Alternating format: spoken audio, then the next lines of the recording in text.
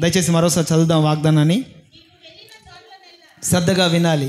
నీవు వెళ్ళిన చోటనెల్లా నీకు తోడుగా ఉండి నిన్ను ద్వేషించిన వారిని నీ ముందర నిలవనీయక నిర్మూలము చేసి తిని, లోకములోని గనులకు కలిగి ఉన్న పేరు వంటి పేరు నీకు కలుగు చేయుదును. చప్పట్లు కొట్టి దేవుని మహిమపరుద్దాం. హల్లెలూయా.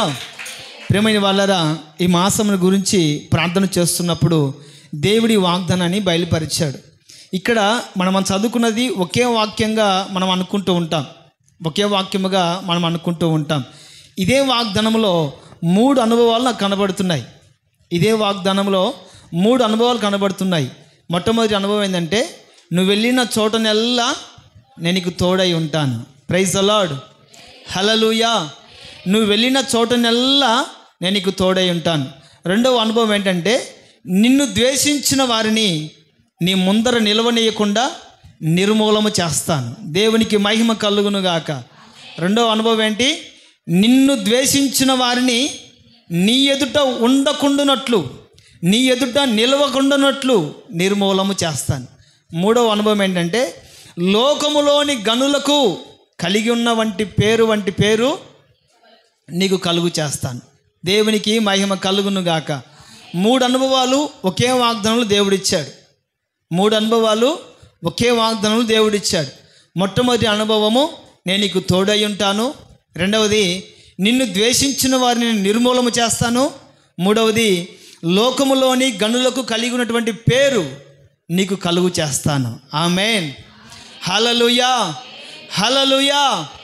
ఈ మాటలు ఎవరితో చెప్తున్నాడు దేవుడు అని ఒకసారి మనం ఆలోచన చేస్తే, కింగ్ ఆఫ్ డేవిడ్, దావీదు మహారాజు గారితో దేవుడు సెలవిస్తున్నటువంటి మాట ఈ మాట. దావీదుకు దేవుడు ఇంతటి శ్రేష్టమైన వాగ్దానము ఇవ్వడానికి గల కారణం ఏంటి? కాస్త 7వ వాక్యాన్ని ఒకసారి మనం చదువుదాం. 7వ వాక్యం. కావున నీవు నా సేవకుడువైన దావీదుతో చెప్పవలసినదేమనగా, సైన్యములకు అధిపతియగు యెహోవా ఈ ప్రకారము సెలవిచ్చుచున్నాడు, నీవు నా జనులైన ఇశ్రాయేలుల మీద అధిపతివై ఉండునట్లు గొర్రెల వెంబడి తిరుగుచున్న నిన్ను గొర్రెల దొడ్డి నుండి తీసుకొని, ఇక్కడ ఎక్కడి నుంచి దేవుడు దావీదుని తీశాడు అంటే, గొర్రెల దొడ్డిలో గొర్రెలు కాసుకుంటున్నటువంటి దావీదుతో ఈ మాట చెప్పమని నాతాను అనే ఒక ప్రవక్త ద్వారా దేవుడు పంపించాడు. ఈ నాతాను ప్రవక్త ఆత్మ ప్రేరేపణ బట్టి దావీదుతో ఈ మాట చెప్తారు. దావీదు, గొర్రెల దొడ్డిలో నుండి గొర్రెల వెంబడి తిరుగుచున్న నిన్ను గొర్రెల దొడ్డి నుండి తీసుకొని నువ్వు వెళ్ళిన చోటనెల్లా నీకు తోడుగా ఉండి నిన్ను ద్వేషించిన వారిని నిర్మూలన చేసి లోకములో ఉన్నటువంటి గనులకు కలిగి ఉన్నటువంటి పేరు నీకు కలుగు చేస్తాను. ఆమేన్. హల్లెలూయా. దావీదు ఎక్కడి నుండి దేవుడు తీసుకున్నాడు? గొర్రెల దొడ్డిలో నుండి దేవుడు తీస్తున్నాడు. తర్వాత దావీదు వెళుతున్న చోటనెల్లా దేవుడు తోడై ఉన్నాడు. అంత మాత్రమే కాదు, దావీదును ఎవరైతే ద్వేషిస్తున్నారో వారందరినీ కూడా దేవుడు ఏం చేశాడంటే నిర్మూలం చేశాడు. అంత మాత్రమే కాకుండా లోకములో ఎవరైతే గనులై ఉన్నారో వారికి ఉన్నటువంటి పేరు దావీదుకు కలుగు చేశాడు. దేవునికి మహిమ కలుగునుగాక. నా ప్రియమైన వాళ్ళరా, ఇదిగో ఈ 4వ నెలలో దేవుడు మనల్ని ప్రేమించి ఈ వాగ్దానాన్ని మనకు అనుగ్రహించారు. ఇదిగో ఈ మాసములో నువ్వు వెళ్ళుతున్న ప్రతి చోటనెల్లా నా దేవుడు మీకు తోడయుండునుగాక. ప్రతి స్థలములో, అది ఎడారైనా ఏదోనైనా, కన్నీళ్ళైనా కష్టాలైనా బాధలైనా వ్యాధులైనా అగ్నిగుండమైన సింహాల బోనైనా ఎర్ర సముద్రమైన సమస్య అయినా నా దేవుడు మీకు తోడుగా నడుచునుగాక. నా దేవుడు మీకు తోడుగా నడుచునుగాక. నిన్ను ద్వేషించిన వారిని, నిన్ను ద్వేషించుచున్న వారిని నీ ముందర నిలవకుండా నిర్మూలము చేయునుగాక. నీ ముందర నిలవకుండా నిర్మూలము చేయునుగాక. లోకములు ఎందరైతే గనులు కలిగి ఉన్నారో, ఘనమైన వారు ఎందరైతే ఉన్నారో వారికి కలిగినటువంటి పేరు మీకు కలుగునుగాక, మీకు కలుగునుగాక. ఆమేన్. చెప్దాం సంతోషంగా హల్లెలూయా, హల్లెలూయా. నా ప్రియమైన వాళ్ళారా, ఈ వాగ్దానమును దేవుడు మన పట్ల సంపూర్ణముగా నెరవేర్చునుగాక. ఆమేన్. 3 అనుభవాలు మనం చదువుకున్నాం. మొట్టమొదటి అనుభవం ఏంటి? తోడై ఉంటాడు. 3 అనుభవాలు మనము ప్రతి వారము వాగ్దానమైన లేకపోతే మామూలుగా మెసేజ్ అయినా వర్తమానమైనా మనం ఎన్ని మాటలుగా చెప్పుకుంటాం? షార్ట్, స్వీట్, క్లుప్తంగా. షార్ట్గా, షీట్గా, క్లుప్తంగా 3 మాటలు మనం చెప్పుకుంటాం. ఈరోజు కూడా 3 అనుభవాలు మనం ధ్యానించుకోబోతూ ఉన్నాం. ఎందుకంటే వాస్తవంగా గత 7-8 నెలల నుంచి మనము ఒకే వాగ్దానాన్ని నెలంతగా కొనసాగిస్తున్నాం. అంతేనంటారా? ఏదో మీరు చెప్తున్నారు, మేము వింటున్నాం, వెళ్ళిపోతున్నాం అన్నట్లుగా ఉన్నారా? దేవుడిచ్చినటువంటి మహాకృప అండి. ఒక వాగ్దానాన్ని నెలంతటికి కొనసాగించడం అది ఆషామాషి విషయం కాదు. దైవజనులు, మాకు ఇష్టమైనటువంటి సేవకులు, నేను ఈ వాగ్దానాన్ని ఒక వాగ్దానం తీసుకోండి, ఆ వాగ్దానాన్ని నెలంతగా చెప్తూ ఉంటే ఆశ్చర్యపడ్డారు. ఎలా దొరుకుతున్నాయి ఇటువంటి మాటలు నీకు? పరిశుద్ధాత్మ దేవుడు ఎలా నీకు సహాయం చేస్తున్నాడని ఆశ్చర్యపోయేవాడు. గత నెలంతగా మనము ఒకే వాగ్దానాన్ని ధ్యానం చేస్తూ వచ్చాం. దేవుని మహిమ మన మీద దిగి వస్తే ఎన్ని అనుభవాలు కలుగుతాయో ఇంచుమించుగా మనము 13-12 వాగ్దానాలుగా మనము ధ్యానం చేశాం. ఇదిగో ఈ మాసంలో అలా చేయటం లేదు. ఎందుకు అంటే బహుశా అందరూ శిలువ ధ్యానములో, పరధ్యానములో ఉన్నారు కాబట్టి శిలువను కూర్చున్నటువంటి సువార్తను మనం వినాలని ప్రేమతో తెలియపరుస్తున్నాను. హల్లెలూయా. ఎందుకు అంటే ఈ వారం తిరిగితే మరలా వచ్చే ఆదివారము ఏ ఆదివారము అక్క? మట్టల ఆదివారం. కొంతమంది పట్టల ఆదివారం అంటారు. ఏ ఆదివారము? మట్టల ఆదివారం.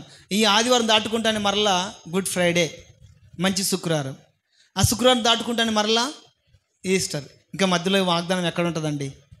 గలిబిల్లి గందరగోళం అయిపోతుంది. కాబట్టి ఈ మాసం వరకు, ఈ నెల వరకు దేవుడు మన కొరకు చేసినటువంటి బలియాగాన్ని, ఆ శిలువ ధ్యానాలని మనం ఈ నెలంతా ధ్యానించుకోబోతూ ఉన్నాం. దేవునికి మహిమ కలుగును గాక. ఆమేన్. హల్లెలూయా. చెప్దాం సంతోషంగా హల్లెలూయా. క్లుప్తంగా ఇదే వాగ్దానంలో 3 అనుభవాలు ఉన్నాయి. ఆ 3 అనుభవాలని మనం ధ్యానం చేద్దాం.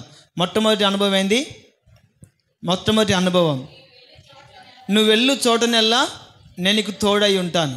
పరిశుద్ధ గ్రంథములో మన పితరులకి దేవుడు ప్రతి స్థలములో తోడై ఉండి వారిని నడిపించిన సందర్భాల్ని నేను మీకు వివరిస్తాను. మొట్టమొదటి అనుభవంగా, దేవుడు సృష్టి ప్రారంభం నుండి ఈనాటి వరకు మన పితరులకు తోడై ఉన్నాడు, మనకు కూడా తోడై ఉన్నాడు. ఎంతవరకు అని ఆయన తోడుగా ఉంటాడు అంటే ప్రకటన గ్రంథంలోను మత్తయి సువార్తలోను రాయబడినటువంటి మాట, యుగ సమాప్తి వరకు సదాకాలం నేను మీకు తోడై ఉంటాను. Praise the Lord. హల్లెలూయా. దేవుడు మనకు ఎంతవరకు తోడై ఉంటాడు? ఆదాము మొదలుకొని ఈనాటి మన వరకు కూడా ఆయన తోడై ఉన్నాడు. ఇంకా ఎంతవరకు తోడై ఉంటావయ్యా అని అడిగితే, యుగ సమాప్తి వరకు సదాకాలము నేను మీకు తోడై ఉంటాను. Praise the lord. బైబిల్ గ్రంథములో మన పితరులకి దేవుడు తోడైనటువంటి సందర్భాన్ని నేను మీకు వివరిస్తాను.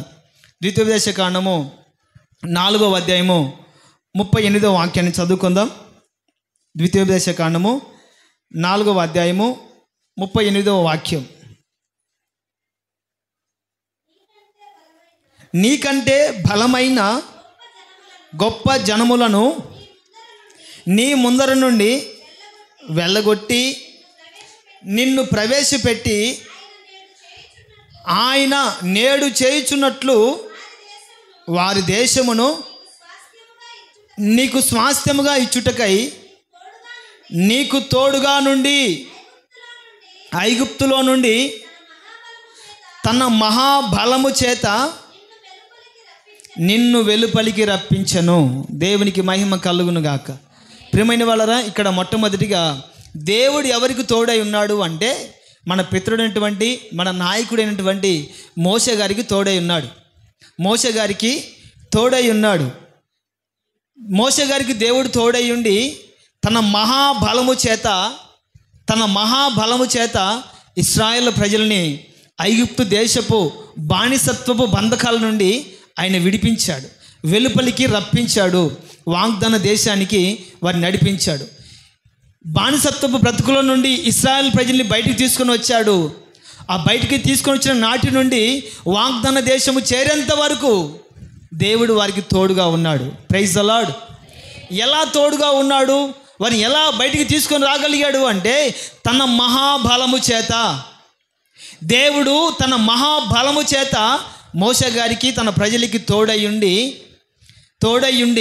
వాగ్దాన దేశము చేరేంత వరకు దేవుడు వారికి తోడుగా ఉన్నాడు. మహాబలము చేత అనే మాట అక్కడ ప్రస్తావించడానికి గల కారణం ఏంటంటే దేవుడు మనకు తోడుగా ఉన్నప్పుడు ఇదిగో బానిసత్వపు బ్రతుకులు మనకు ఎదురవుతూ ఉండొచ్చు, కష్టాలు ఎదురవుతూ ఉండొచ్చు, ఎర్ర సముద్రము లాంటి శ్రమలు మనకు ఎదురుపడుతూ ఉండొచ్చు, ఫరో లాంటి బలమైన వ్యక్తి నిందలు వేస్తూ ఉండొచ్చు, కష్టాలు కన్నీళ్లు వెంటాడుతూ వేధిస్తూ ఉండొచ్చు, సూటిపట్టి మాటల చేత హృదయాన్ని గాయపరుస్తూ కృంగదీస్తూ ఉండొచ్చు.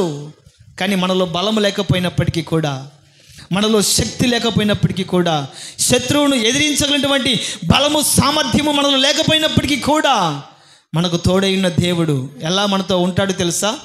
మహాబలము చేత మనకు తోడై ఉంటాడు. Praise the Lord. హల్లెలూయా. మహాబలము చేత పరాక్రమం కలిగిన శారి వలె ఆయన మనకు తోడుగా ఉంటాడని దేవుని వాక్యం సెలవిస్తుంది. మోషే గారికి దేవుడు తోడై ఉన్నాడండి. ఫరో అంటే ఆ వ్యక్తి ఎవరు అంటే మహా కఠినాత్ముడు, దేవుని భయము లేనివాడు, దేవునికి భయపడని వాడు. ఫరో ఎదుట నిలబడి మాట్లాడడానికి ఎవనికి కూడా బలము చాలదు, శక్తి చాలదు. అటువంటి ఫరో దగ్గర మోషే నిలబడి మాట్లాడటానికైనా తన ప్రజల్ని విడిపించుకోవడానికైనా ఇంతటి సాహసమైన కార్యాలు జరగడానికి గల కారణం ఏంటంటే దేవుడు మోషేకు తోడై ఉన్నాడు. Praise the Lord. హల్లెలూయా. ఎంతవరకు తోడై ఉన్నాడు అంటే వాగ్దాన దేశం, దేవుడు మనకిచ్చినటువంటి ఆ వాగ్దాన దేశము చేరేంత వరకు మోషే గారికి తన ప్రజలకి దేవుడు తోడైనటువంటి సందర్భాన్ని మనం చూస్తాం. రెండవదిగా చదువుకుందాం.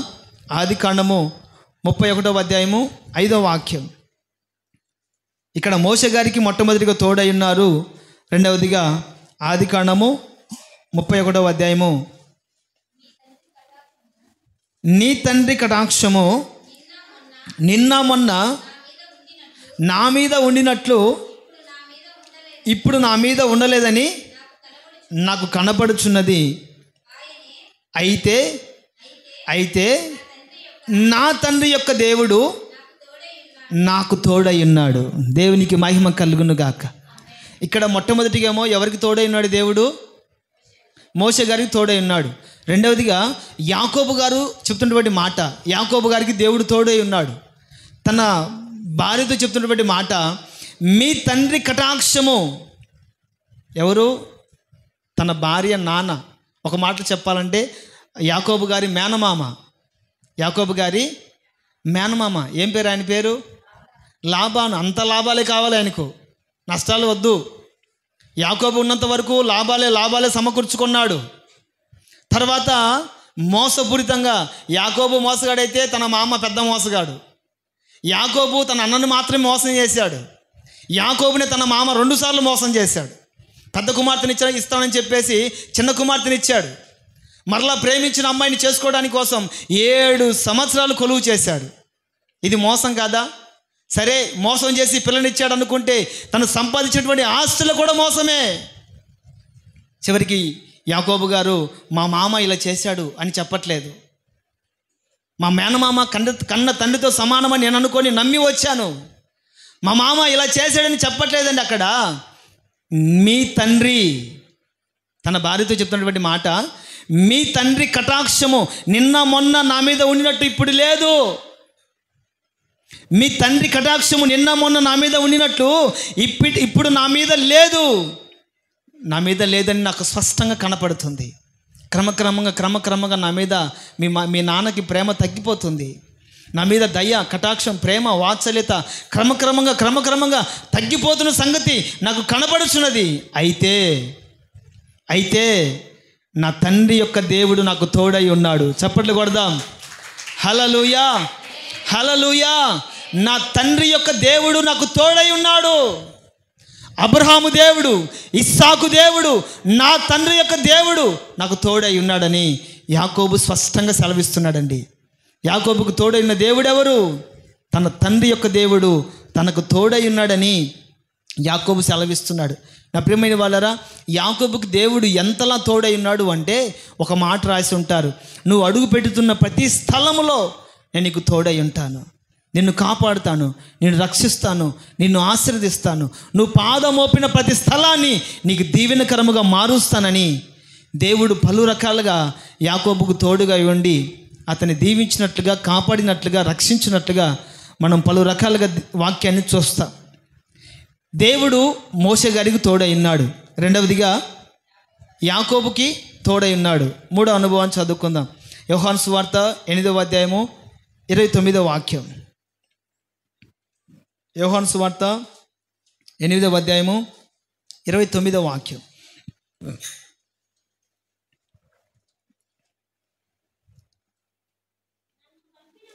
నన్ను పంపినవాడు నాకు తోడై ఉన్నాడు, ఆయనకి ఇష్టమైన కార్యము నేను ఎల్లప్పుడూ చేయుదును, గనుక ఆయన నన్ను ఒంటరిగా విడిచిపెట్టలేదని చెప్పాను. ఇక్కడ మూడవదిగా యేసుక్రీస్తు ప్రభుల వారికి తండ్రి అయినటువంటి దేవుడు తోడై ఉన్నాడు. యేసుక్రీస్తు ప్రభుల వారికి తండ్రి అయినటువంటి దేవుడు తోడై ఉన్నాడు. మొట్టమొదటిగా మోషేకు దేవుడు తోడుగా ఉన్నారు. రెండవదిగా యాకోబుకి దేవుడు తోడై ఉన్నాడు. మూడవదిగా యేసుక్రీస్తు ప్రభుల వారికి తండ్రి అయినటువంటి దేవుడు తోడుగా ఉన్నాడు. కనుకనే అంటారు కదా, నన్ను పంపినవాడు నాకు తోడై ఉన్నాడు, ఆయనకి ఇష్టమైన కార్యం నేను ఎల్లప్పుడూ చేయుదును, గనుక ఆయన నన్ను ఒంటరిగా విడిచిపెట్టలేదు. ఆయన నీడగా తోడుగా నాతోనే ఉన్నాడు. నేను నా తండ్రి లేకుండా నేను ఏ పని కూడా చేయలేను. నా తండ్రి సహాయం లేకుండా ఏ మాట కూడా నేను మాట్లాడలేను. నేను ఒంటరిని కాదు, నాతో కూడా నా తండ్రి ఉన్నాడు. ప్రైజ్ ద లార్డ్, హల్లెలూయా. యేసుక్రీస్తు వారికి దేవుడు తోడై ఉన్నాడు. యేసుక్రీస్తు వారికి కూడా దేవుడు తోడై ఉన్నాడు. అలాగే పౌలు భక్తుడు కూడా ఒక మాట అంటాడు, నాకు తోడై ఉన్నది దేవుని కృప. కొరింథీయులకు రాసిన మొదటి పత్రిక 15వ అధ్యాయము 10వ వాక్యంలో రాయబడినటువంటి మాట, నాకు తోడై ఉన్నది దేవుని కృప. కొరింథీయులకు రాసిన మొదటి పత్రిక 15:10. అయినను నేనేమై ఉన్నానో అది దేవుని కృప వలనే అయ్యున్నాను, మరియు నాకు అనుగ్రహింపబడిన ఆయన కృప నిష్ఫలము కాలేదు, కానీ వారందరికంటే ఎక్కువగా ప్రయాసపడినది నేను కాదు, కానీ నాకు తోడయ్యున్న దేవుని కృప. యేసుక్రీస్తు వారికి ఎంతమంది శిష్యులండి? 12 మంది. 12 మందిలో యూదా ఇస్కరియోతు వెళ్ళిపోయాడు అనుకుందాం. తర్వాత మత్తయిని ఆ ప్లేస్లోకి చేర్చుకున్నారు.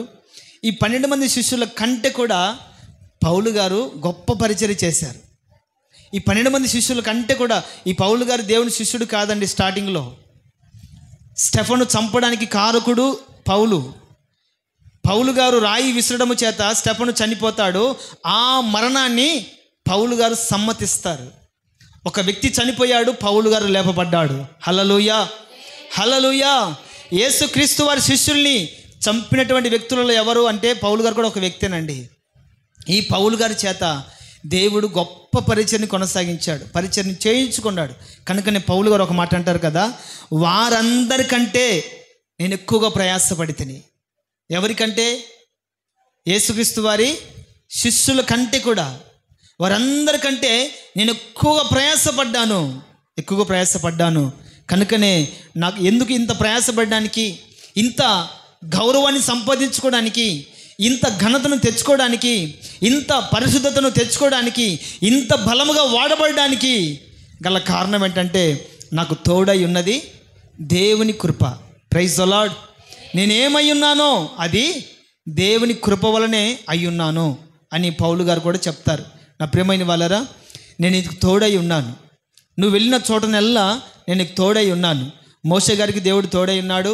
రెండవదిగా మర్చిపోయారమ్మా, యాకోబు గారికి తోడై ఉన్నాడు. మూడవదిగా యేసుక్రీస్తు వారికి తోడై ఉన్నాడు. నాలుగవదిగా పౌలు గారికి కూడా తోడై ఉన్నాడు. మన పితరులకు తోడై ఉన్న దేవుడు మీరు వెళుతున్న ప్రతి చోటనెల్లా మీకు కూడా తోడుగా ఉండి నడిపించునుగాక, మీకు కూడా తోడై ఉండి నడిపించునుగాక. ఆమేన్.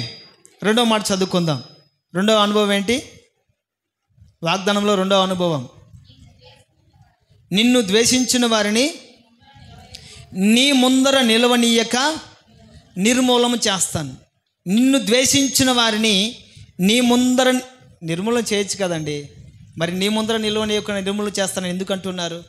ఎందుకంటే నిన్ను ద్వేషించేవారు ఇక మీదట ఎన్నడూ కూడా నీ కంటికి కనపడకూడదు. ప్రైజ్ ద లార్డ్, హల్లెలూయా. నిన్ను ద్వేషించిన వారిని నీ ముందర నిలవనీయక నిర్మూలము చేస్తాను. నిర్మూలము చేసి తిని చేస్తాను కాదు, చేసి తిని చేస్తాను కాదండి, నిర్మూలము చేసి తిని. గత 2023 సంవత్సరం అనుకుంటా, నాకు కొంచెం పోరాటాలు ఎక్కువగా ఉండేవి. నేను ప్రతి న్యూ ఇయర్ కూడా అదే చెప్పేవాడిని, ప్రతి ఆదివారం కూడా అది చెప్పేవాడిని.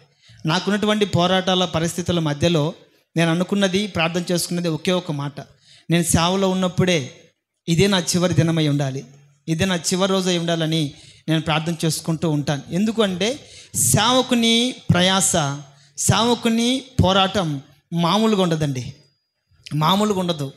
ఎందుకు ఈ బ్రతుకు, ఎందుకు ఈ జీవితం, ఎందుకని ప్రయాసపడాలి, ఎందుకని కష్టపడాలి, ఎందుకని దేవుని కొరకు నిలబడాలి అన్నటువంటి పరిస్థితులు ఎదురవుతూ ఉంటాయి. నేను 2023లో నేను వాగ్దానం వాస్తవంగా తీసుకుంటాను. వ్యక్తిగతంగా వాగ్దానం తీసుకున్నప్పుడు దేవుడు నాకు ఇచ్చినటువంటి వాగ్దానం ఏంటి తెలుసా? నీ శత్రువులను నేను అణచివేసేదను. హల్లెలూయా. నీ శత్రువులను నేను నిర్మూలము చేసి తిని, నీ శత్రువులను నేను ఎప్పుడో తరిమివేసి ఉన్నాను అన్నటువంటి మాట నాకు చెప్పినప్పుడు నా ప్రాణం తెప్పరిల్లింది. అలాగని శత్రువులు లేకుండా ఉండరు, శత్రువులు పోతానే ఉంటారు, వస్తూనే ఉంటారు, పోతానే ఉంటారు, వస్తూనే ఉంటారు. కానీ ఇదిగో ఈ మాసములో దేవుడి ఇచ్చినటువంటి వాగ్దానం ఏంటి తెలుసా? నిన్ను ద్వేషించిన వారిని నీ ముందర నిలవనీయకుండా నిర్మూలము చేసి తిని. ప్రైజ్ ద లార్డ్, హల్లెలూయా. నా ప్రియమైన వాళ్ళరా, ఎవరు మనల్ని ద్వేషించేది? చెప్పాలి. మనల్ని ద్వేషించేది ఎవరు? మీరు అనుకోవచ్చు, మా తోడుకోడలండి. ఎవరు? నేను మంచి చీర కట్టుకుంటే దానికి కళ్ళు మంట, మంచి పిల్లలకి ఏదైనా బట్టలు తెచ్చినా కళ్ళు మంట. ఇదిగో మా అత్తగారు ఉన్నారే, మా అత్తగారు చెప్పడం నాకు వల్ల కాదు, ఆమెను ఏమనాలో నాకు అర్థం కాదు, వయసు అడ్డం వస్తుంది. కొంతమందికి కొన్ని రకాల ఒత్తిళ్ళు ఎదురవుతూ ఉంటారు. ఇదిగో మేము చేసే పని దగ్గర ఒక శత్రువు నన్ను నిత్యము ద్వేషిస్తూ ఉంటాడండి. నాకు ఏదన్నా ఒక పని ఎక్కువగా వచ్చినా, లేకపోతే నాకు ఏదైనా కాస్త ఆదాయం వచ్చినా, కొంతమంది ఎక్కువ పనివారు నా దగ్గరికి వచ్చినా కూడా నన్ను ఎప్పుడు ద్వేషిస్తూనే ఉంటారు. పలు రకాల అనుభవాలు మనం చేసే ఉద్యోగంలోనైనా, వ్యాపారంలోనైనా, చేతి పనులనైనా, ఇంట్లోనైనా మనం ద్వేషించేవారు లేకుండా ఉంటారా? చెప్పాలి. ఉంటారు. కనుకనే దేవుడు అంటారు కదా, నిన్ను ద్వేషించిన వారిని నీ ఎదుట నిలవకుండా నిర్మూలము చేసి తిని. ప్రైజ్ ద లార్డ్, హల్లెలూయా. తోడుకోడలు, అత్త, మామ, వాళ్ళీళ్ళు అనేదానికంటే కూడా దేవుడు ఎవరిని నిర్మూలన చేస్తాడో ఒక మాట చదువుకుందాం. ఎవరు మనం ద్వేషించేది? యోహాను సువార్త 15వ అధ్యాయము 18వ వాక్యాన్ని ఒకసారి మనం చదువుకుందాం. 15:18. లోకము మిమ్మును ద్వేషించిన ఎడల మీకంటే ముందుగా నన్ను ద్వేషించునని మీరు ఎరుగుదురు. మనల్ని ద్వేషించడం పెద్ద గొప్ప విషయం కాదండి. అర్థమవుతుందా? మనల్ని ద్వేషించడము, మన మీద వేలెత్తి చూపడము, మనల్ని తిట్టడము, మనకి అవమానం కలిగించడము, మన మీద నిందలు మోపడము పెద్ద కొత్త ఏం కాదు. పరిశుద్ధుడు, సర్వలోకనాథుడు, సర్వలోక సృష్టికర్త అయిన దేవుడు, పాపము లేని పరిశుద్ధుడు ఈ లోకంలో సంచరిస్తున్నప్పుడు లోకం ఏం చేసింది? దేవుని ద్వేషించింది. మనల్ని ద్వేషించడము ఒక విషయం అంటారా? మనల్ని ద్వేషించడము ఒక గొప్ప విషయం అంటారా? దేవుని ద్వేషించినప్పుడు మనం ఒక లెక్క లోకానికి. ఎవరు మనల్ని ద్వేషించేది అంటే లోకం. ఈ లోకము మనల్ని ద్వేషిస్తుంది. ఈ లోకము మనల్ని ద్వేషిస్తుంది. ఎందుకని ద్వేషిస్తుంది లోకం మనల్ని అంటే, దేవుడు మనల్ని ఏర్పరచుకున్నాడు కాబట్టి మనల్ని ద్వేషిస్తుంది. ఆ మాట చూద్దాం. 15-19 వచనం.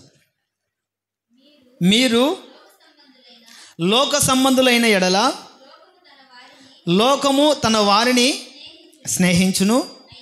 అయితే మీరు లోక సంబంధులు కారు, నేను మిమ్మును లోకములో నుండి ఏర్పరచుకొంటిని. అందుచేతనే లోకము మిమ్మును ద్వేషించుచున్నది. ఈ మాట మీకు అర్థమైందా? లోకస్తుల్ని స్నేహిస్తారు లేదా ప్రేమిస్తారు. ఫస్ట్ కానీ మనం చదువుకుంటే, లోక సంబంధమైన ఎడల లోకము తన వారిని స్నేహించును. అయితే మీరు లోక సంబంధులు కారు, నేను మిమ్మల్ని లోకముల నుండి ఏర్పరచుకుంటుని కనుక లోకము మిమ్మల్ని ద్వేషిస్తుంది. లోకము లోకాన్ని ప్రేమిస్తుంది. లోకము ఆత్మ సంబంధమైన మనుషులకి విరోధం. లోక సంబంధమైన వాళ్ళకి, ఆత్మ సంబంధమైన వాళ్ళకి వ్యతిరేకం. చీకటికి వెలుగుకు ఎంత వ్యత్యాసం ఉంటుందో, విశ్వాసికి అవిశ్వాసికి కూడా అంతే వ్యత్యాసం ఉంటుంది. ఇక్కడ లోకము ఎందుకు మనల్ని ద్వేషిస్తుంది అంటే, దేవుడు మనల్ని ఏర్పరచుకున్నాడు కాబట్టి. ప్రైజ్ ది లార్డ్, హల్లెలూయా. లోకము ఎందుకని మనల్ని ద్వేషిస్తుంది? ఎందుకని మనల్ని గాయపరుస్తుంది? ఎందుకని మన మీద నిందలు మోపుతుంది? ఎందుకని మనల్ని గాయపరుస్తుంది అంటే, ఒకే ఒక కారణం, దేవుడు మనల్ని ఏర్పరచుకున్నాడు కాబట్టి. ఇంకా వేరే రీజన్ ఉండదండి. ఇంకా వేరే రీజన్, భక్తురాలు తెల్లగుడ్డలు వేసుకొని ముసుగేసుకొని మందిరానికి వెళుతుంది. ఆమె గురించి నాకు తెలుసులే. ఆమె మందిరానికి వెళితే నీకు వచ్చిన బాధ ఏంటి? ఆమె బైబిల్ పట్టుకొని పోతే నీకు వచ్చిన నష్టం ఏంటి? నిందిస్తారండి, నిందిస్తారు. ఎందుకంటే దేవుడు మనల్ని ఏర్పరచుకున్నాడు కాబట్టి లోకం ఏం చేస్తుంది? మనల్ని చెప్పండి ద్వేషిస్తుంది. మూడవదిగా మత్తయి సువార్త 10వ అధ్యాయము 22వ వాక్యములో దేవుని నామాన్ని ప్రకటిస్తే ద్వేషిస్తుంది. 10:22 మత్తయి సువార్త 10వ అధ్యాయము 22వ వాక్యం. మీరు నా నామము నిమిత్తము అందరి చేత ద్వేషించబడుదురు, అంతం వరకును సహించబడిన వాడే రక్షించబడును. ఎందుకని మూడవదిగా మనం ద్వేషిస్తారంటే, దేవుని నామాన్ని ప్రకటించినప్పుడు, దేవుని నామాన్ని ఒప్పుకున్నప్పుడు, దేవుని నామాన్ని పలికినప్పుడు ఏం చేస్తారంటే, లోకము మనల్ని ద్వేషిస్తుంది. నాకు ప్రేమైన వాళ్ళరా, ఇంకొక మాట మీకు చెప్తాను. తండ్రి అయినటువంటి దేవుని కూడా లోకం ద్వేషించిందండి. అదే యోహాను సువార్త 15వ అధ్యాయము 23వ వాక్యంలోనే. యోహాను సువార్త 15వ అధ్యాయము 23వ వాక్యం.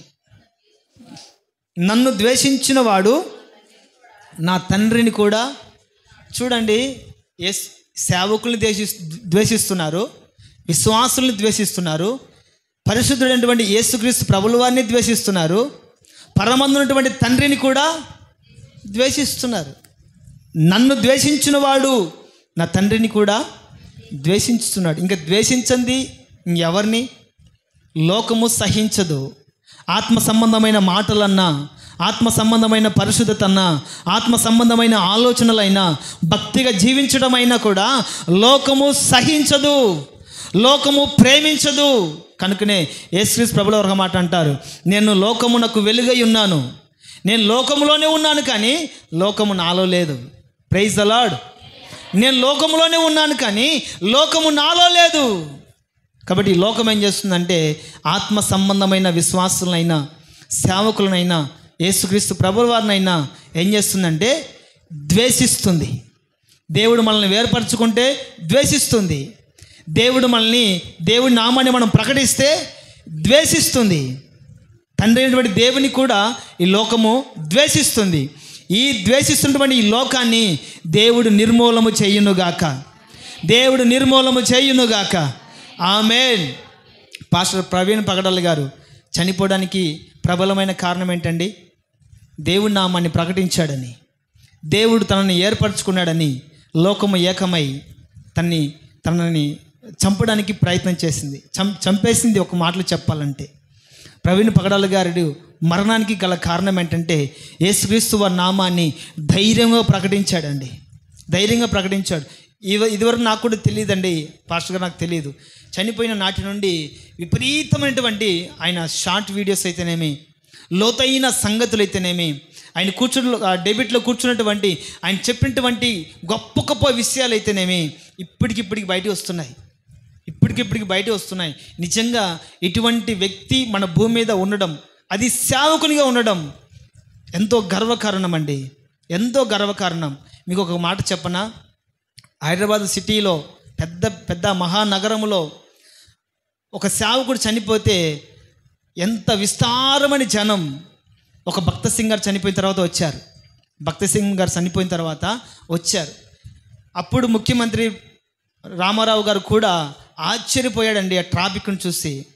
తర్వాత ఇంతటి జనము, విస్తారమైన జనము ఆ ప్రాంతంలో రావడానికి రెండవ కారణం పాస్టర్ ప్రవీణ్ పగడాల్ గారు. ఆయన చనిపోయిన తర్వాత విస్తారమైన జనము అక్కడ ప్రవాహంగా ప్రవశిస్తూనే ఉన్నారు. ఎందుకని ఇంతటి కారణం అంటే లోకము ఆయన్ని ద్వేషించింది, లోకము ఆయన ఈ లోకము లేకుండా చేసింది. ఆయన చెప్పినటువంటి సంగతులు వింటూ ఉంటే ఒక హిందూ సోదరులైనా, ముస్లిం సోదరులైనా, ఇంకా వేరే మతానికి సంబంధించిన వాళ్ళైనా కూడా ముక్కు మీద నోలేసుకోవాల్సిందే, ముక్కు మీద వేలేసుకోవాల్సిందే.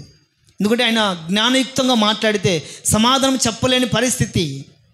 యేసుక్రీస్తు ప్రభుల వారు 12 సంవత్సరాల వయసులో శాస్త్రుల దగ్గరికి, పరిసయ్యుల దగ్గరికి వెళ్ళి ఆయన ఒక క్వశ్చన్ వేస్తే, ఒక ప్రశ్న అడిగితే ఆ శాస్త్రులు, పరిసయ్యులు, జ్ఞానులు సమాధానం చెప్పలేని పరిస్థితి. అంతటి జ్ఞానం ఈ పాస్టర్ గారు కొని తెచ్చుకున్నారు. ఆ డెబిట్లో కూర్చొని మాట్లాడుతుంటే ఎవరు కూడా ఆయన మాటకు సమాధానం చెప్పలేని పరిస్థితి. ఇంకా లోకం ఏం చేసిందంటే విషపూరితంగా ఆలోచన చేసి ఆయన ద్వేషించి ఈ లోకములో లేకుండా చేసింది. నా ప్రియమైన వాళ్ళరా, ఈ పాస్టర్ ప్రవీణ్ పగడాల గారిని మాత్రమే కాదు, యేసుక్రీస్తు వారిని ద్వేషించారు. సేవకుల్ని, విశ్వాసుల్ని ద్వేషించడం కొత్త ఏం కాదండి. కాబట్టి దేవుడు ఇదిగో ఈ 4వ మాసంలో మనతో చేసినటువంటి వాగ్దానం ఏంటంటే నిన్ను ద్వేషించిన వారిని నీ ముందర నిలవకుండా నిర్మూలము చేయునుగాక. ఆమేన్, హల్లెలూయా. మూడవ అనుభవం ఏంటి?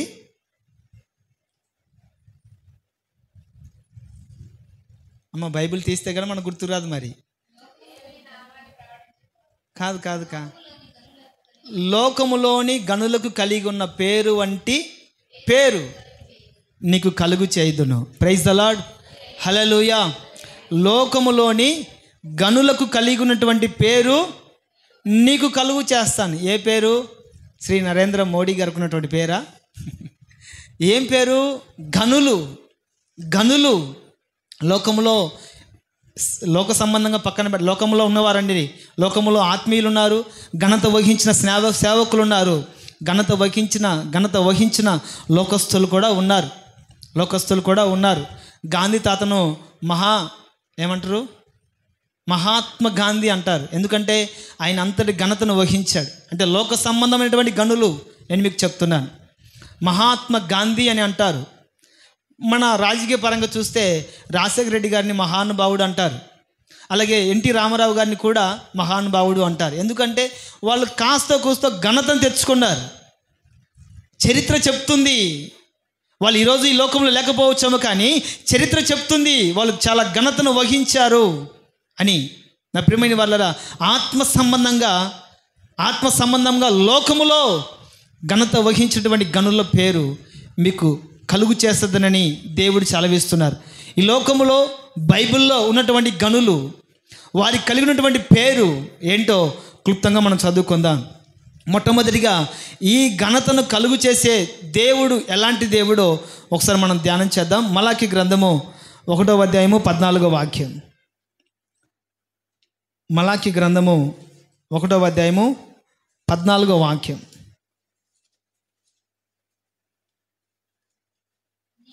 నేను ఘనమైన మహారాజునై ఉన్నాను, అన్యజనులలో నా నామము భయంకరమైనదిగా ఎంచబడుచున్నదని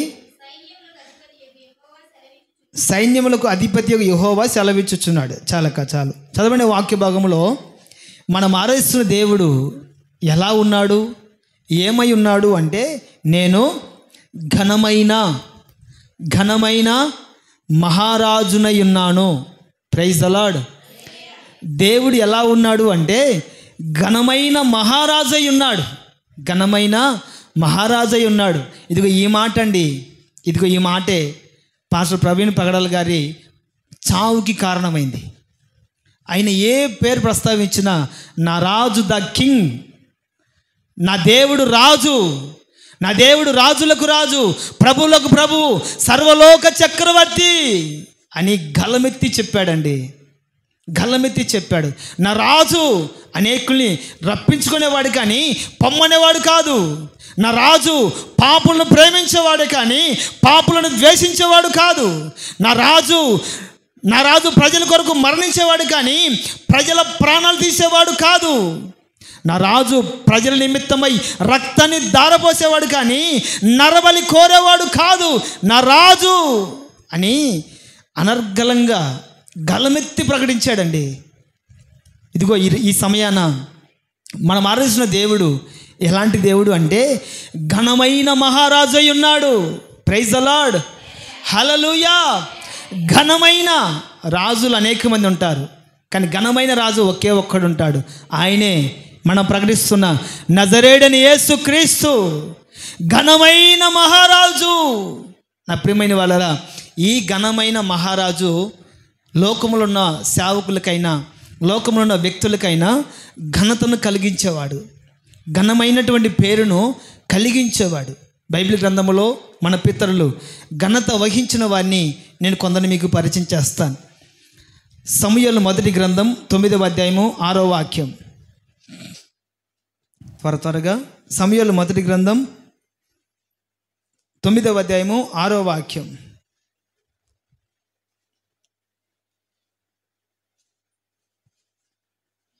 ఇదిగో ఈ పట్టణములో దైవజనుడు ఒకడున్నాడు.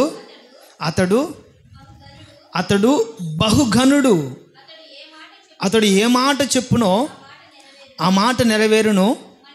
మనము వెళ్ళవలసిన మార్గమును అతడు మనకు తెలియజేయమునేమో. అతని యొద్దకు వెళ్ళుదము రండి అని చెప్పాను. ఇక్కడ ఒక పట్టణములో ఒక దైవజనుడు ఉన్నాడు. అతడెవరు? ఒక పట్టణములో ఒక దైవజనుడు ఉన్నాడు. అతడెవరు? బహుఘనుడు. ఘనమైన మహారాజు యేసుక్రీస్తు ప్రభుల వారు మాత్రమే. ఆయన ఎవరు రీచ్ చేయలేరు, ఆయన ఎవరు క్రాస్ చేయలేరు. ఘనమైన మహారాజు యేసుక్రీస్తు ప్రభుల వారు మాత్రమే. ఆయన కుమారులుగా, ఆయన సేవకులుగా, ఆయన విశ్వాసులుగా పిలువబడుతున్న వారు ఘనులుగా మార్చబడతారు. అంతేగాని ఘనమైన మహారాజుగా ఉండలేరు. ప్రైజ్ ద లార్డ్, హల్లెలూయా. రాజుల కుమారులు రాజులుగానే ఉంటారు కానీ ఘనమైన మహారాజుగా ఉండలేరు. ఇక్కడ ఒక పట్టణములో బహుఘనుడు ఉన్నాడు. ఎవరు అతను అంటే ఒక దైవజనుడు. బహుఘనుడు ఎవరు అంటే ఒక దైవజనుడు. ఎవరా దైవజనుడు? సమూయేలు గారు బహుఘనుడు. ఎందుకని ఘనుడైపోయాడు అంటే అతడు ఏ మాట చెప్పునో ఆ మాట నెరవేరును. అతడు ఏ మాట అయితే పలుకుతాడో ఆ మాట అక్షరాలు నెరవేర్చబడుతుంది. అతడు ఏ మాట అయితే ఆత్మ ప్రేరేపణతో చెప్తాడో ఆ మాట అక్షరాలు నెరవేర్చబడుతుంది. ఆ సేవకుడు, ఆ దైవజనుడు ఎవరు అంటే బహుఘనుడు. ప్రైజ్ ద లార్డ్, హల్లెలూయా. అతడు ఏ మాట చెప్పినా కూడా అది నెరవేర్చబడుతుందండి. కనుక అతడు బహుఘనుడు. కొంతమంది నోర్లు ఉంటాయండి, ఎందుకు ఈ మాట చెప్తున్నానంటే సమూయేలు గారు ఏ మాట అయితే పలుకుతాడో ఆ మాట నెరవేర్చబడుతుంది కాబట్టి బహుఘనమైన వాడని సాక్ష్యం ఉంది. కొంతమంది ఇదిగో నువ్వు వెళుతున్నావు, నీ బండి పంచర్ అవుతుంది అన్ని అనులోపు పంచర్ అయిపోతుంది.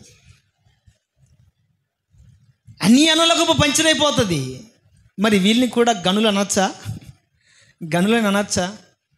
ఇదిగో నీకు రేపటిలోగా నువ్వు ఖచ్చితంగా జ్వరంతోనో తలనొప్పితోనో మంచాన్ని పడతావు, అన్ని అనులోపే జరిగిపోతూ ఉంటాయి. అంటే కొంతమంది నోటు వాక్ అలా ఉంటుంది. ఈ నోటు వాక్ని మంచికి ఉపయోగించరు, చెడుకు ఉపయోగిస్తారు. ఈ ప్రవక్త లేదా ఈ దైవజనుడు సమూయేలు గారు ఏ మాట అయితే పలుకుతాడో ఆ మాట నెరవేర్చబడుతుంది. కాబట్టి ఆ దైవజనుని ఏమని పిలుస్తున్నారు అంటే బహుఘనుడు. ప్రైజ్ ది లార్డ్, హల్లెలూయా.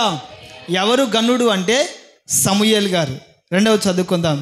రాజుల 2వ గ్రంథం 4వ అధ్యాయము 8వ వాక్యం. రాజుల 2వ గ్రంథం 4వ అధ్యాయము 8వ వాక్యం.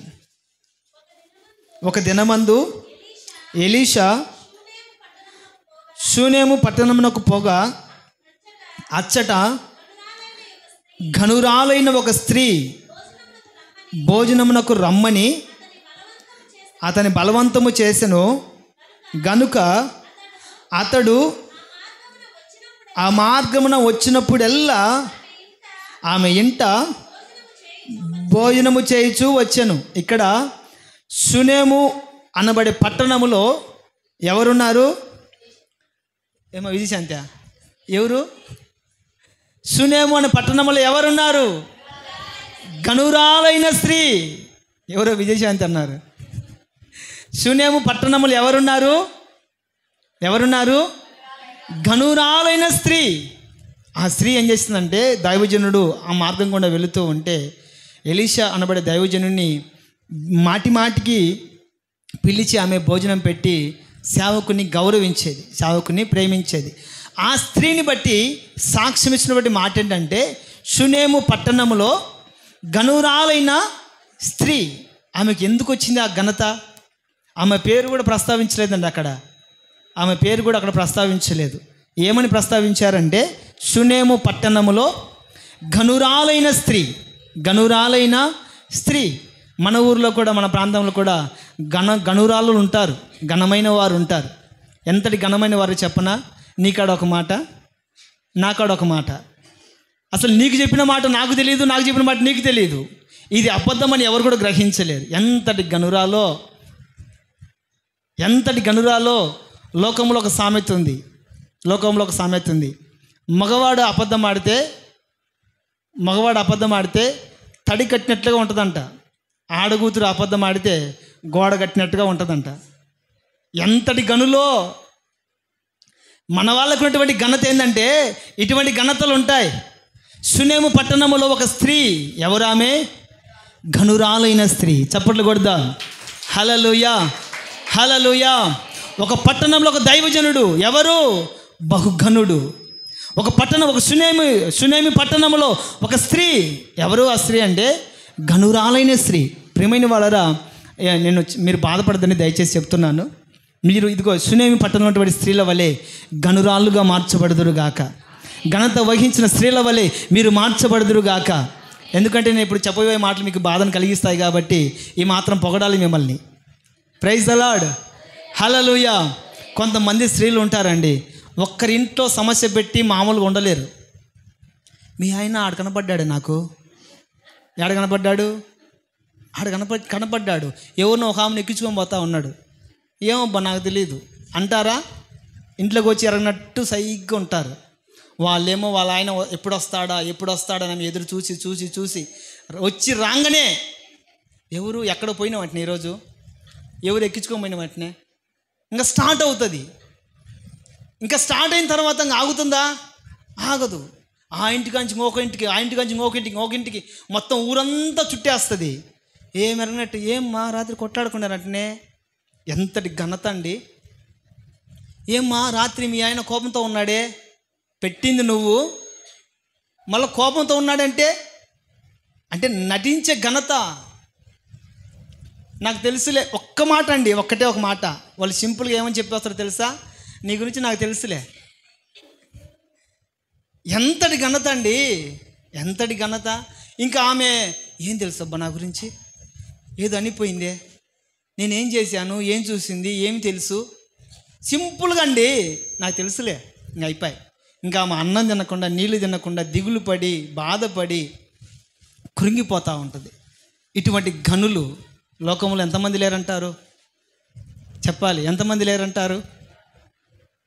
కోకొల్లలుగా ఉన్నారు. ఇటువంటి గనులు కాదు కావాల్సింది, ఇటువంటి వారు కాదు కావాల్సింది. షునేము పట్టణములో ఒక స్త్రీ, ఎవరామె? గనురాలైన స్త్రీ. Praise the lord. బాల్డిబాయ్ ప్రాంతంలో ఒక సంఘం. గనురాలైన స్త్రీలు ఆ సంఘంలో ప్రవేశిస్తారు. ఆమేన్. చెప్పండి ఆమేన్. షునేము పట్టణంలో గనురాలైన స్త్రీ ఉన్నట్లుగా ఒక్క పట్టణంలో ఒక స్త్రీ మాత్రమే ఉంది. ఇదిగో ఈ బాల్డిబాయ్ ప్రాంతంలో అనేక మంది స్త్రీలు గనురాళ్ళుగా మార్చబడుదురుగాక. ఘనత వహించిన స్త్రీల వలె ఈ పరిసర సహకరిస్తున్న ప్రతి వారిని కూడా నా దేవుడు గణపరచునుగాక. ఆమేన్. హల్లెలూయా, హల్లెలూయా. ఒకటేమో సమూయేలు ప్రవక్త, సమూయేలు దైవజనుడు. ఎవరు ఆయన? బహుఘనుడు. షునేము పట్టణములో ఒక స్త్రీ, ఎవరామె? గనురాలైన స్త్రీ. మూడవదిగా నేను చెప్పి ముగిస్తాను. యెషయా ప్రవచన గ్రంథం 52వ అధ్యాయము 13వ వాక్యం. యెషయా ప్రవచన గ్రంథం 52వ అధ్యాయము 13వ వాక్యం. నా సేవకుడు వివేకముగా ప్రవర్తించును, అతడు హెచ్చింపబడి ప్రసిద్ధుడై మహాగణుడుగా ఎంచబడును. Praise the Lord. హల్లెలూయా. మూడవదిగా ఎవరు అంటే సేవకుడు. దేవుడే సెలవిస్తున్నటువంటి మాట, నా సేవకుడు వివేకముగా ప్రవర్తించును, అతడు హెచ్చింపబడి ప్రసిద్ధుడై మహాగణునిగా ఎంచబడతాడు. మహాగణునిగా ఎంచబడతాడు. మీకు అర్థమయ్యేలా మాటలో ఒక మాట చెప్పి నేను క్లోజ్ చేస్తాను. ఇందాక మనం అనుకున్నాం, పాస్టర్ ప్రవీణ్ పగడాల గారు, లోకము ఆయన ద్వేషించి చంపేసిన తర్వాత ఎన్నెన్నో వార్తలు షికార్లు చేస్తూ ఉన్నాయి. అతడు ఇదివరకు త్రాగుబోతాడండి. అతడు వైన్ షాప్లోకి వెళ్ళి మద్యాన్ని కొనుక్కొని త్రాగి బండి తోలుతూ ఆ త్రాగిన మత్తులో యాక్సిడెంట్ అయి చనిపోయాడని కొంతమంది అంటున్నారు. కొంతమంది కొన్ని రకాలుగా అసలు యాక్సిడెంట్ కాలేదు, అతను కింద పడ్డాడు అని కొంతమంది కొన్ని రకాలుగా ఆయన మీద కొన్ని వీడియోస్ చేస్తూ యూట్యూబ్లో పెడుతూ ఉన్నారు. ఇక్కడ దేవుని వాక్యం సెలవిస్తుంది, నా సేవకుడు వివేకముగా ప్రవర్తించును, అతడు హెచ్చించబడి ప్రసిద్ధుడై మహాగణునిగా ఎంచబడతారు. కొంతమంది ఆయన గారు చనిపోయిన తర్వాత నిజంగా దేవుడు ఉంటే ఆయనకి ఈ చావు రావడం ఏంటండి? నిజంగా ఆయన యేసుక్రీస్తు వారిని ప్రకటిస్తే, ఆ యేసుక్రీస్తు నిజమైన దేవుడైతే ఆయన చంపకుండా కాపాడాలి కదా అని కొంతమంది మాట్లాడతారు. కొంతమంది కొన్ని రకాలుగా మాట్లాడతారు. చివరికి ఇదిగో ఈ మాట నేను చెప్తున్నాను, మహాగణుడై ఎంచబడతాడు. ఎవరు? దేవుని సేవకుడు. నీకు మాట చెప్తాను, ఆయన ద్వేషించేవారు, ఆయన మీద పగను పెంచి పోషించిన వారు, ఆయన చంపాలని ప్రయత్నం చేసిన వారు, ఆయన పతనాన్ని కోరుకున్నవారు మొత్తం మీద ఆయన చంపేసిన తర్వాత అంబరాలు అనేటట్లుగా బహుశా వాళ్ళు ఆనందించి ఉండొచ్చు. ఇంకా మనకు విరోధమైన వాడు లేడు. ఇంకా యేసుక్రీస్తు వారిని అనర్గళంగా నిక్కాసుగా భయము లేకుండా ప్రకటించేవాడు లేడు. బైబిల్ అటువంటి అనేకమైన గూఢమైన సంగతులు తెలియజేసేవాడికి లేడు. మన మతాలకి అడ్డుగా వచ్చేవాడు లేడు అని వాళ్ళు సంబరపడి అనుకొని ఉండొచ్చు. ఇంకా ఎక్కడో దిక్కులేని సావు చచ్చిపోయాడు, ఒక సేవకుడు ఏంటి దిక్కులేని సావు చచ్చిపోయాడని దేవునికి అవమానం కలిగించే విధంగా వారు మాట్లాడి ఉండొచ్చు. ఒక స్త్రీ చనిపోయినటువంటి శోక సంద్రములో కుటుంబము విలవిలాడిపోతూ ఉంటే, క్రైస్తవ సమాజము దుఃఖ సముద్రములో కన్నీళ్ళతో విలపిస్తూ ఉంటే, ఒక స్త్రీ కనీసం మానవత్వము కూడా లేకుండా, అతని పేరేంటి? పాస్టర్ ప్రవీణ్ పగడాల. ఆమె పాట పాడుతుందండి. పగడాల పగిలిందని పాట పాడుతుంది. ఇప్పుడు మీకు మాట చెప్తాను, ఒక కాకి చచ్చిపోతే అనేకమైన కాకులు అక్కడికి వస్తాయి. కుక్క చచ్చిపోతే అనేకమైన కుక్కలు, జంతువులు అక్కడికి వస్తాయి. ఒక మనిషి చనిపోతే కనీసం మానవత్వం కూడా లేదా? మతం ఏదైనా సరే పక్కన పెట్టు, దేవుడు ఏదైనా సరే పక్కన పెట్టు, కనీసం మానవత్వముతో సాటి మనిషి మీద జాలి చూపించకుండా ఆమె ఒక పాట పాడుతుందండి దుర్మార్గంగా. అంటే ఆయన చావును ఎంత అపహాస్యం, ఎంత హేళన చేశారో మనం చూస్తూనే ఉన్నాం. కానీ దేవుని వాక్యం అంటుంది, నా సేవకుడు వివేకముగా ప్రవర్తించును, అతడు హెచ్చించబడి ప్రసిద్ధి నొందిన వాడై మహాగణునిగా ఎంచబడును. ఈ మాట నీకు మరలా చెప్తాను. ఎప్పుడో కొన్ని సంవత్సరాల క్రితం భక్త సింగ్ గారు కలిగినటువంటి పేరు మరలా పాస్టర్ ప్రవీణ్ పగడాల్ గారికి కలగడానికి గల కారణం ఏంటంటే, దేవుడు ప్రసిద్ధిని కలుగు చేసి హెచ్చింపచేసి మహాగణునిగా ఎంచుతాడు. ప్రైజ్ ద లార్డ్, హల్లెలూయా. వాళ్ళు అనుకున్నారు కదా కుక్క సావు వచ్చాడని, దిక్కులేని సావు వచ్చాడని వాళ్ళు అనుకొని ఆనందపడ్డారు కదా. ఆయన ముగింపును దేవుడు ఎంత ఘనంగా చేశాడో మీకు చెప్తాను. ఆయన ముగింపును దేవుడు ఎంతగా ఘనపరిచాడో మీకు చెప్తాను. మీరు చూసారా లేదో? చూసారా ఎంతగా దేవుడు ఘనపరిచాడంటే, ఒక రాష్ట్రాన్ని పరిపాలిస్తున్న ముఖ్యమంత్రి చనిపోతే ప్రభుత్వ అంచనాలతో, ప్రభుత్వ లాంఛనాలతో ఎలాగైతే ఆ బాడీని తీసుకెళ్ళి భూస్థాపన చేస్తారో అంతకంటే రెట్టింపుగా ఒక ముఖ్యమంత్రి చనిపోతే మా అంటే వాళ్ళ పార్టీ నాయకులు, ఆయన అభిమానించే వాళ్ళు మాత్రమే వెళ్తారు. ఒక సేవకుడు వెళితే కొన్ని కాలనీలే స్ట్రైక్ అయిపోయేటట్లుగా, ట్రాఫిక్ జామ్ అయిపోయేటట్లుగా విస్తారమైన జనం ఆయన అంత్యక్రియలకి హాజరయ్యి ఘనమైన వీడ్కోల్ని పలికారండి. అందరు కూడా ఆశ్చర్యపోయారు. దిక్కులేని చావు చనిపోయాడని మేము అనుకుంటే ఇంతటి ఘనత ఎలా వచ్చింది? ఇంతటి ఘనత ఎలా వచ్చింది? వచ్చిన జనాన్ని వీడియోలో షూట్ చేయడానికి వీలు కాక డ్రోన్ కెమెరాలు పెట్టి షూట్ చేశారు. ఇంతటి ఘనత ఎలా వచ్చిందో తెలుసా? అతడు ఎవరు? దేవుని సేవకుడు. Praise the lord. దేవుని సేవకుని దేవుడు గణపరుస్తాడు. అతడు నన్ను గణపరిచాడు కనుక నేను అతడు భూమి మీద ఉన్నంత వరకు దేవుని గణపరిచాడు. ఇప్పుడు ఆయన చివరి దినం, ఆయన ముగింపు, ఆయన అంతిమ యాత్ర దేవుడు ఎంతగా గణపరిచాడంటే, ముస్లిమ్స్ కానీ హిందువులు కానీ వేరే మతానికి సంబంధించిన వాళ్ళు ఎవరైనా కానీ ఆయన్ను మెచ్చుకోకుండా, ఆయన పొగడకుండా ఉండలేకపోయారండి. Praise the Lord. అంతటి ఘనత కలగడానికి గల కారణం ఏంటంటే, ఇదిగో నా సేవకుడు వివేకంగా ప్రవర్తించి ప్రసిద్ధి నొంది ఘనత వహించిన వాడుగా, మహాఘనతగా ఎంచబడిన వాడుగా దేవుడు అతన్ని తీర్చాడు. దేవునికి మహిమ కలుగును గాక. ఆమేన్, హల్లెలూయా. దేవుడు ఈ మాసంలో మనకు చేసిన వాగ్దానం ఏంటి? నువ్వు వెళ్ళిన చోటనల్లా నేను నీకు తోడయ్యుండి నిన్ను ద్వేషించిన వారిని నీ ముందర నిలవనీయక నిర్మూలన చేసి తిని, లోకములోని గనులకు కలిగి ఉన్న పేరు వంటి పేరు నీకు కలుగు చేయుదును. దేవుడి మాటలు దీవించునుగాక. ఈ వాగ్దానమును మీ పట్ల, ఈ పరిచర్య పట్ల సంపూర్ణముగా నెరవేర్చునుగాక. హల్లెలూయా, హల్లెలూయా. దయచేసి మోకరించండి, కళ్ళు మూసుకొనండి. విన్నటువంటి వాక్యాన్ని ధ్యానం చేస్తూ